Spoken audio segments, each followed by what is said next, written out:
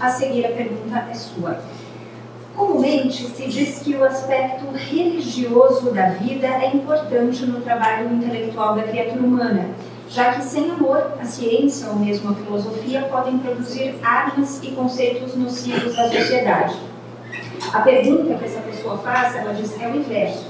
A dedicação do adepto espírita aos aspectos científicos e filosóficos do espiritismo não pode ser importante para ele bem atuar no aspecto religioso do espiritismo, por exemplo, se protegendo de teorias e práticas estranhas? Bem, se eu tivesse só 5 segundos para responder, eu diria sim, né? A resposta, sim. Mas o assunto é complexo. A pergunta, do jeito que ela é feita, ela envolve uma confusão, no sentido, não é porque a pessoa está realmente atrapalhada, mas ela mistura a noção do que eles chamam aqui de aspecto religioso com o amor. Veja como que é dita no começo, né?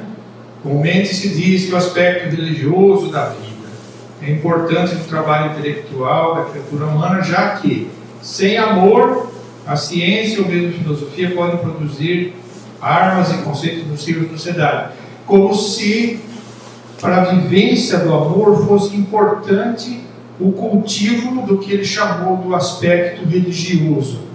São noções diferentes, né?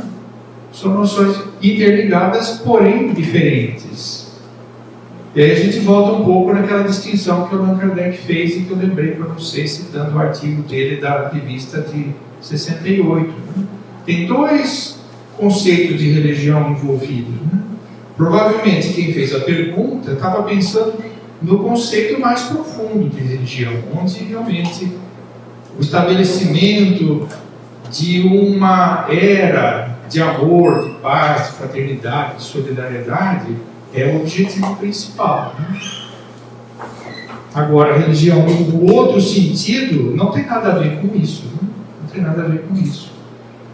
Então, assim, é claro que a vivência por cada um de nós, e em consequência, pela sociedade, de um clima em que o amor seja o valor moral fundamental, é absolutamente o nosso objetivo último. Né?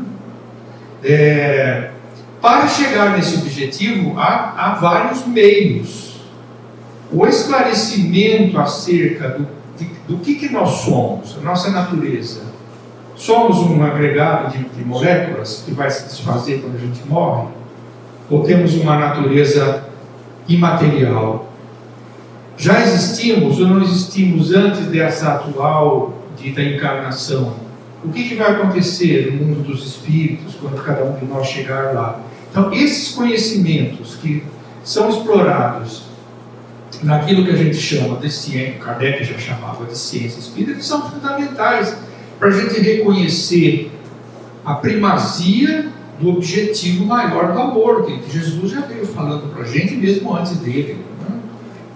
Então, assim, a fragmentação do espiritismo em 3 blocos diferentes, né, isso é muito nocivo.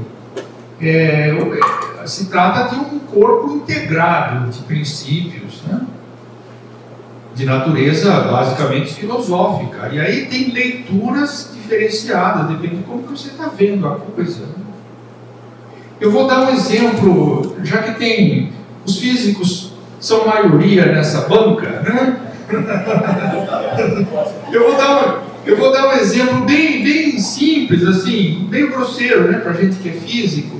Mas assim, a teoria que inaugurou a ciência moderna é uma teoria mecânica, desenvolvida no século XVII. Quem culminou no desenvolvimento dessa teoria foi o Newton.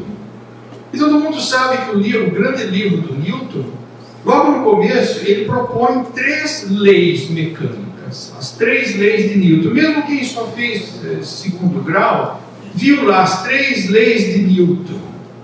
Quem vai usar essas leis para fazer ciência, não pode falar assim, eu gosto mais da primeira, as outras eu deixo de lado. Ou então, não, essa aqui do meio eu não gostei, não fui muito com a cara dela, eu vou só usar a primeira e a última. Não pode fazer, a ciência entraria em colapso se alguém fizesse isso. Elas têm uma integração teórica entre si, elas precisam as três juntas para a coisa funcionar, né? A gente não pode mutilar, quer dizer, aquilo foi um edifício intelectual arduamente elaborado durante um século, se chegou àquela síntese newtoniana. Mexer ali, você perde a coerência, né? A coisa mutatis mutandis aconteceu com o Espiritismo. Kardec, embora em pouco tempo de atuação, poucos anos, ele criou um todo coerente, de natureza teórica. Se a gente resolver, mas eu só gosto dessa parte, eu vou tirar aquela, essa é mais importante, aquela não, essa vem depois, essa eu deixo para lá, a gente vai estar fazendo uma mutilação que destrói a pujança do Espiritismo. Comentários? Não? Então podemos seguir? Pergunta agora para o ar. Um instantinho. Olha, eu achei isso, falado pelo Silvio, de profundo significado. É como se a gente falasse assim, a lei da gravidade eu aceito, mas as do eletromagnetismo, esse negócio de campo elétrico gerar campo magnético, isso eu não concordo com isso. Certo? Aliás, isso tem acontecido muito, não é? O próprio movimento espírita, pessoas desavisadas, tem feito isso com a ciência num falso cientificismo espírita. A palavra, por exemplo, a física quântica, por exemplo, está na moda, né? E as pessoas acham que a física quântica explica o espírito, explica o pensamento, explica um monte de coisa que a pessoa não sabe nem o que é física quântica, nem o que é espírito, nem o que é pensamento. Você não está falando de ignorância total. Isso é realmente mutilar o conteúdo, o significado de uma doutrina. A doutrina espírita é uma doutrina que tem aspectos que não podem ser dissociados. Se dissociar, mutila. É exatamente isso.